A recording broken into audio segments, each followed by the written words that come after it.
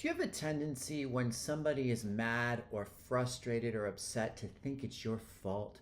Do you have a tendency to think it's about you and then maybe judge yourself for being a narcissist? Are you an empath who's always afraid that everyone's mad at them?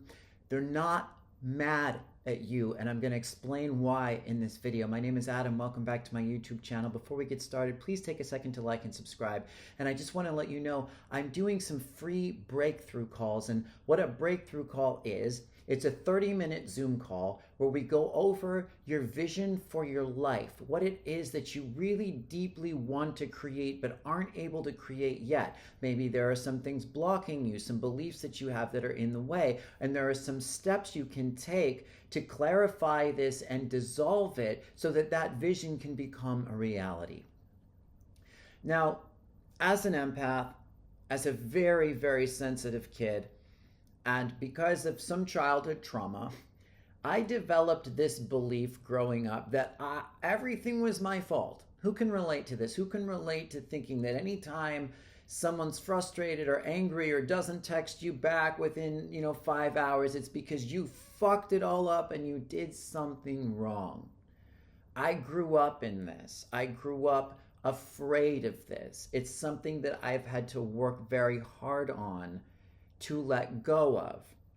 A lot of times, if not all times, this comes from trauma as kids. If you were in trouble a lot and you didn't understand why, you develop this perception that, well, it's because of you, because you did something, there's something wrong with you, you're bad, you're tainted, you're at fault. And you carry that perspective everywhere you go, and you project it on the reality around you all the time. The truth is, it's never really about us. It's always about them. But where in you is this belief coming from? For me, personally, it came from being yelled at a lot as a kid. I always feel, even to this day, guilty about saying anything about my mother that's not perfect. But the truth is, my mother's a wonderful woman. She was a wonderful mother, but she had trauma like everybody I've ever met. And one of her traumas was always thinking that things were her fault too, because that's what she got from her mother.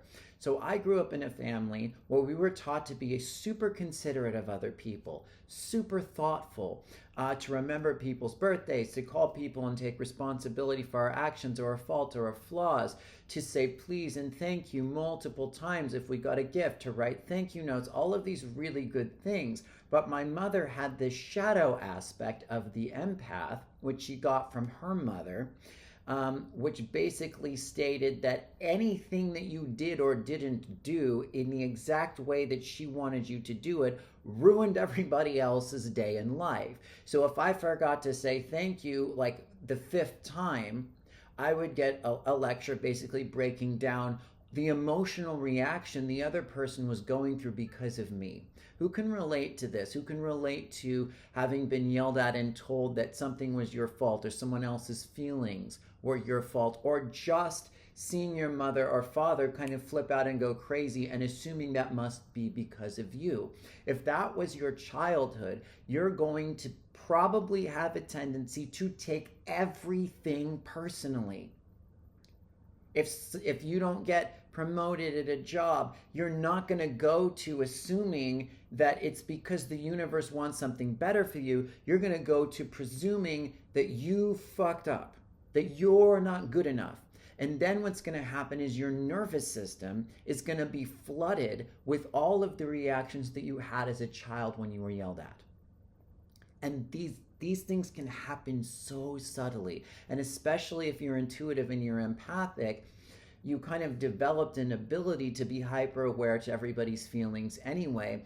And that can be an incredible gift, because you probably have had a lot of experiences where you sensed something very subtly was going on, and later you found out you were right. The problem, though, is the trauma will come in and it will hijack this incredibly sensitive ability and turn it into fear. So the smallest little thing, like not getting a response from a text, somebody not showing up for lunch, not getting promoted somewhere, will turn into this massive trauma and story and ride that your mind takes you and your body on, when basically nothing was going on to begin with.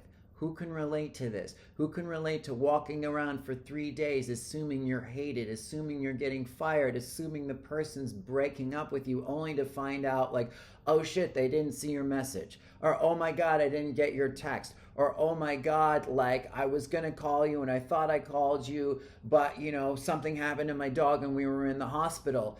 And 3 days of your life have gone by and you've gone nuts and your body's in shambles, only to find out you were totally wrong. I have done this to myself so many times.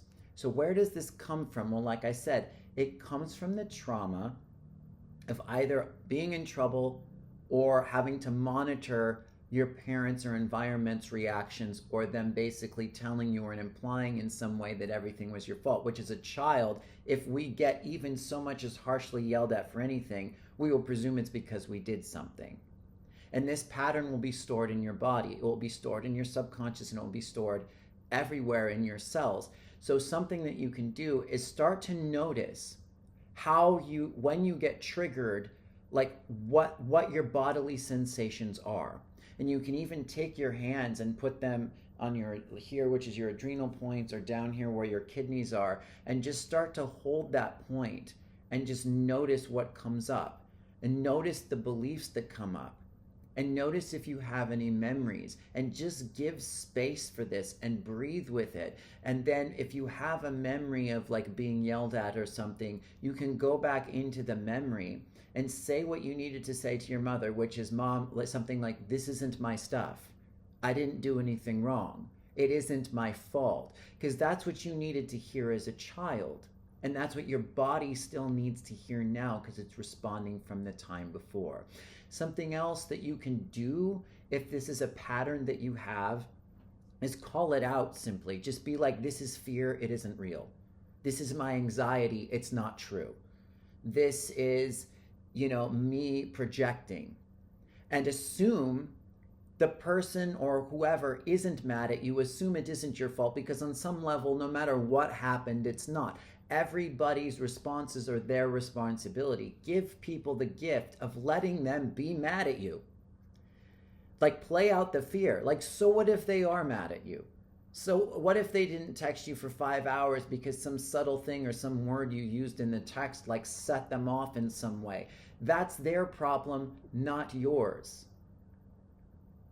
Use your love and empathy and compassion for others to let them have their responses. It's their gift as a child of God incarnating on planet Earth to have their own emotions, their own nervous system responses, their own belief system, so that they can learn about themselves. And regardless of what you did or didn't do, you can be an agent of change for them and a teacher. You don't need to know. It's not your business, really, why they're upset.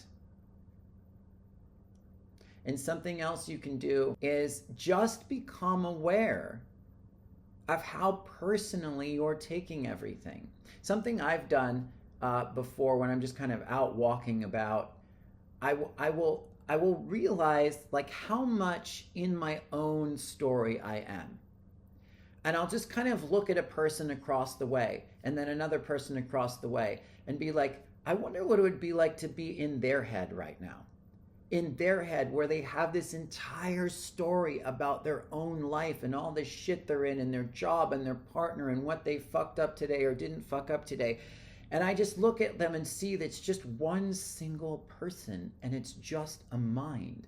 It's basically meaningless in the realm of all that there is.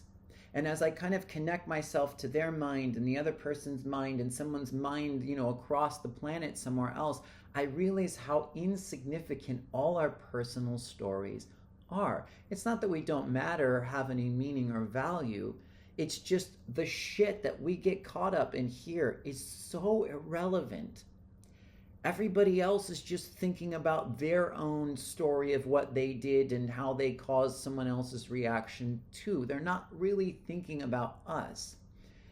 And one of the things that we can tend to do is start to believe we're narcissistic or something because we're making it all about us. Well, on some level, it makes sense. It is your life. It's going to be about you. But a lot of times, like, those beliefs that we're narcissistic come from the childhood trauma because it was all about us as kids. We were maybe in trouble all the time for the subtlest little things when we were kids.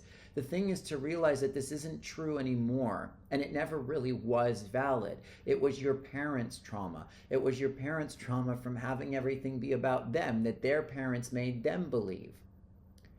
And as we really become aware of this pattern of like everything is personal, everything is our fault, and I don't want anyone to be mad at me, we can transform it. They're not mad at you. They're not mad at you personally. Half of the people that you think are mad at you don't even know who you are. We do this all the time. People we've had one conversation with and we're worried they're mad at us. They don't know anything about you. Assume they're not mad at you. Assume it's not your fault. Assume you didn't do anything wrong. Ultimately, it doesn't mean don't take responsibility for your reactions or responses or to work on yourself. It just means there's so many other things going on. The ego likes to think it's about it. Stop listening to it. It's insanity. Call it out when you see it. This is crazy. It's my insanity. I'm not listening to it. It's my fear. It's my anxiety. I'm doing the best that I can. Let me know how this goes. Please like and subscribe to the channel. I have a free energy clearing in the description below if you'd like to download it. Other than that, thank you so much. I appreciate you all, and until next time.